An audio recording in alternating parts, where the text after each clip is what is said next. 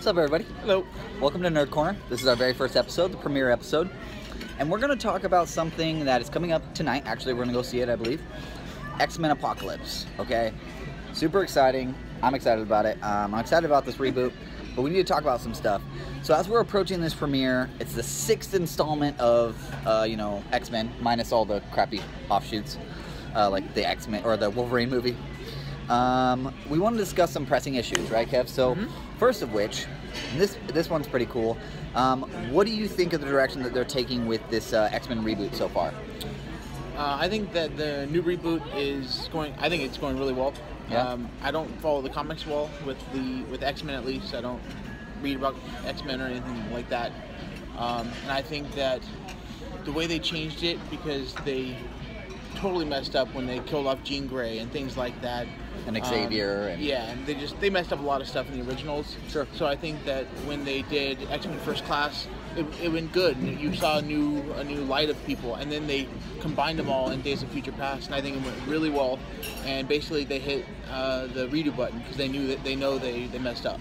Yeah. So. I mean, when the new trilogy started, did you expect them to hit that reboot button, or did you think it was going to be like a continuation or a prequel or a different universe sort of thing? I thought it was going to be completely different. I didn't think they were going to cross over at all. Yeah, and the first one, you didn't think that they were going to lead into this being leading up to the original 3, but right. And somehow they worked it out. I'm excited that they did that, especially when they combined all the characters into one with Days of Future Past, and they had like the old and the young Xavier and stuff like that, and talking with each other. It was just really cool. It was well done. Yeah. Okay. Yeah, I agree. I feel like this reboot, I don't even know if you can call it a reboot. This realignment of the original movies is really good, and I didn't think of it when it first started as it becoming, this whole new continuation / restart of the first 3 movies, but it was a good way to fix a lot of the problems, like you said. Right. And another big thing is character changes. I mean, with these two, you already kind of broached the subject with the last movie, but with these 2 different, eras, I guess that you'd call it, how are you feeling about the character changes? This is bonus question, by the way. I think with certain characters, I think they did really well with. Other characters, it took me a little bit back. Like with Xavier, and kind of just how once he lost his ability to move and he had to take those drugs so that he could have the ability to move again and walk, he became kind of whiny to me, and I didn't like that part of it. But I did like him at the end of the movie. Well, I think that builds a lot of... That's something that I've always wanted from Xavier. He's always been this high and mighty Charles Xavier that you've always known as this uber powerful father figure. It's really cool to see him when he wasn't anyone's father. I guess when he wasn't the boss of anybody, and he got to, he makes mistakes just like everybody else. And I guess, and I did really like the fact that he kind of had to go to, like, Wolverine had to kind of put him back in line, to where we all know him as, and being funny because Wolverine is like the total rebel, the one who never followed rules, and then he got him back into like following rules and doing what he's supposed to. Right. Yeah. And the one I really liked a lot though was Eric. I really liked the fact that they took Magneto and they made him more human to me. Like in the first films, I don't know. The third one did the X-Men 3 Last Stand. I think it was that one where they show him in the internment camps. Him and Charles getting separate, or no, him and his mom getting separated, and him breaking the fence, and all that stuff. Yeah, but that was when he was a kid. Like, I'm saying as like an adult, like, because they kind of made him seem always just like cold and callous. Yeah. And then in the new ones, when you see him cry when he remembers his mom, and like when he's tapping into his emotions, so that instead of just anger, it can be happiness and things like that. I think you see like that, the light side of him, the happiness, the human side. Yeah, and you saw a little bit of that when he was with Mystique the first time. Right. When he was with Raven. And I'm talking about the prequels here. And so, yeah, I like that too. Magneto and Charles Xavier have always been my 2 favorite X-Men. Right. But realistically, Magneto's always been more... I don't know, he's just more badass. Magneto's kind of a badass, and so it's really cool for him to get that. Given the fact that my favorite power would be mind control, like, that's... He is a badass because of that. Yeah. Just straight up. Alright, so... Moving on just a little bit, we're on the subject of characters, and we sort of already kind of talked about this, but who is your favorite X-Men character of the new trilogy? Okay, so this is the rewrite, the past McAvoy's run. All right, who's your favorite character in that set of films? I have a couple different ones. I really liked Quicksilver. Okay. Just because I always like speedsters. They're really cool, in my opinion. But I was kind of sad that he kind of didn't take a part in Days of Future Past. Right. You only saw him like sitting in front of the TV watching everything happen. Whereas like if I was Quicksilver, I would have been there because you can run super fast. Just go there. Sure. But I really like Mystique / Raven and her character, and the way they just kind of again showed that human side where she wasn't always just that mean, person that was gonna just take orders from Eric or from Magneto. Right, not just the henchman, right, or the weapon. She was her own character. She was her own person, and right. Her development was great. I'm curious to see if they're going to go down the, where she is mother to Nightcrawler. I don't know if they're going to go down Nightcrawler is relatively her own age in this movie. He's a teenager and she's like a 20-something-year-old. So like it's not really possible. I don't think they're going to do that. Unless they could do some time travel. I don't know. I'm excited to hear about that. They That's spoilers. Time travel, so. We'll go into that in a bit. Okay, so you'd probably say that Mystique is probably one of your favorite characters. Mystique is probably my favorite. What about the present? I mean, by present, I mean we're talking Patrick Stewart. The old people. Now. Yeah, Patrick Stewart, Jean Grey, sort of stuff. Wolverine is awesome. Just because he's invulnerable and he can't be hurt much except by Magneto. But I really like Charles Xavier. He's always been my favorite just because of the mind control and the fact that he doesn't have to stand up to own you. Like, he's just like, go away. You just have to walk away. Like, I just love that about him. But he's also very, like, he's not going to use his powers for evil, and he's not a bad person. He's not a bad guy. He, just like his morals, and plus it's Patrick Stewart, so it's kind of like you're watching Star Trek at the same time. Star Trek, right? Yeah. Star Trek in a chair. Okay, I'd have to say in the past, mine... Ooh, that's really tough. I'm going to have to go with Beast. I'm a huge fan of Beast throughout the whole series. Kelsey Grammer's Beast, where he meets the kid, I don't remember what the kid's name is, that he loses his powers and he sticks his hand in and he becomes human again. Yep. And that look on his face of like, I can finally be a human. Yeah, human. Like no longer a social pariah because I'm covered in blue and trying to be a congressman and stuff. So I always really loved Beast. Beast is one of my favorite characters. Even in the comic books and in the old X-Men series back in the 90s or whatever, the animated series, loved Beast. So I'd have to say that in the past, my favorite character was Beast.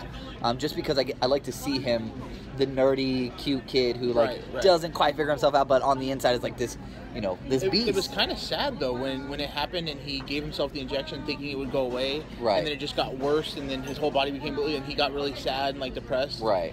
But that was during the same age where Xavier was depressed too, and so they kind of got to work through that together. And again, that's the big bond that I want to see.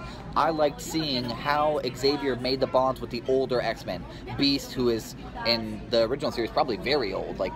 Yeah, I don't know what they called him at, but he lived a long time. And then, Wolverine, same thing. And I love how Wolverine gets to be this time jump, bounce around. We'll talk about him in a second. But, so yeah, I'd have to say that my past is Beast, and my future is, of course, Charles Xavier. Charles Xavier in the original movies, Patrick Stewart, just unstoppable. His acting, his storyline. I really love the fact with Xavier that his chair floats in the new one. Yes. That was really cool. Yes, I like that they're bringing that back into continuity. So yeah, all right, cool. And so this is probably going to be an obvious answer, but this is the bonus question to question 2. Which character do you feel stayed the most consistent throughout both series? Okay, we haven't seen this movie yet, so we can't really talk about like Cyclops, Jean Grey, Nightcrawler, things like that. But from what you've seen of the first 2 of this trilogy and then the last 3, what character do you feel has stayed really consistent through 2 different actors? Well, see, I was going to say Wolverine. That's the obvious answer. It's not two. I wrote that question because of Wolverine. He's literally the most. Well, I mean, other than the his fact character. that if you do count in the side movies where he's a different character because he remembers different things and he remembers his past and he remembers all that kind of stuff, he's a different person, completely different person. But if you're talking about the old 3 and the new ones, he is the same character because he is the same character. Played by and he's the one who created the new one. Right. but created the old one from the new. You know, it's the weird timey-wimey continuity stuff. So yeah, I mean, the obvious answer to that question is Wolverine. He is the most consistent character because he's played by the same guy, number one, but his character is the same throughout all because it has to be. He's the anchor point to all these realities tied to. Right. So that's pretty big. Yeah, I don't feel like any other character. Like, McAvoy's done a good job of trying to be Patrick Stewart, basically, but this movie will tell if the cast from this movie can actually live up to their adult counterparts in the original trilogy. Right. Yeah. And I think I'm excited for Sophie Turner, Jean Grey. Yeah. Very excited for Jean Grey. The character with the most potential to be a badass, Jean Grey. I mean, the Phoenix. Because it's all locked away, and so see, I wonder if they're going to do that. Yeah, I hope they get rid of the locked away. Oh, it's her mind. Because no, I want the Phoenix. I want the alien. Phoenix when she wants to. And yes, I want the alien to show up. The Phoenix Force. By the way, if you're wondering what we keep looking at, we're looking at my Avengers notebook. This is what I have all my little notes in. And, of course, I have to do it in Avengers, the other only Marvel franchise that's worth a damn right now. So, I mean, don't get me wrong, Netflix shows like Daredevil and Jessica Jones, those are amazing. But movies. We're talking about movies. Okay, third and final question. We're running a little bit long here. What are you expecting from X-Men Apocalypse? What are you expecting before we go to the movie tonight? How do you feel it's going to help the story, help the series, or hurt it, if at all? Like I said, I don't know much about the comics and stuff like that, so I know when I've talked to other people about it, they're really worried that it's not going to go comic book, they're not going to go canon with it, and I don't care, because I've never been a fan of the comic books for it, like at least never read them, and not that I'm not a fan. Right. I do know a little bit about Apocalypse, and so I'm really excited to see him, because I know, like, I don't know how they're going to, are they just going to stop him, or are they going to try and kill him, because he's immortal, so I don't know how you would kill an immortal person. Unless they can somehow make him not immortal, but then wouldn't that mean he's not immortal from the beginning? Well, immortality most of the time is a proof, because you're immortal until you find the way to die. So, in most stories, immortal is a subjective. I'm really excited about the character development, like you said. Sophie Turner, I'm really excited about that. Yeah. I'm really excited to see all the new characters they bring into it. Yes. I'm expecting... Psylocke. Yeah. Sure. Oh man, Psylocke is a bad guy. And well, I mean, Psylocke's normally a bad guy. So. Yeah, Olivia Munn. Squeezing into that spandex. But so I'm very excited about that. Yeah, I'm gonna go with the same thing, and I voiced it just a little bit ago, and you just brought it up again. But I want this to be the bridge. I want to come out of this movie feeling like, okay, the characters from this movie could definitely have become the Jean Grey that we just saw, and the Scott Summers, and the Charles Xavier that we just saw at the end of the last one. Yeah, exactly. When Wolverine shows up and goes, yeah, Xavier, I'm the dude from the past, and he's just like, hee, I've been waiting for you, let's talk about it. Right. You know, and which I is felt really like... cool, because now you know, like, going back, if you're watching the original 3, that for most of that time, up until probably right before Jean Grey died, he knows. He already knew that Wolverine this wasn't going to happen, right. And so he's like... It's crazy to think about. That's the time-wimey part of it. And that's the part that TARDIS is going to go up. Yeah, of course. TARDIS doctor. The doctor's going to walk out. Tennant's going to be like, Alonzi, and then they're going to bounce.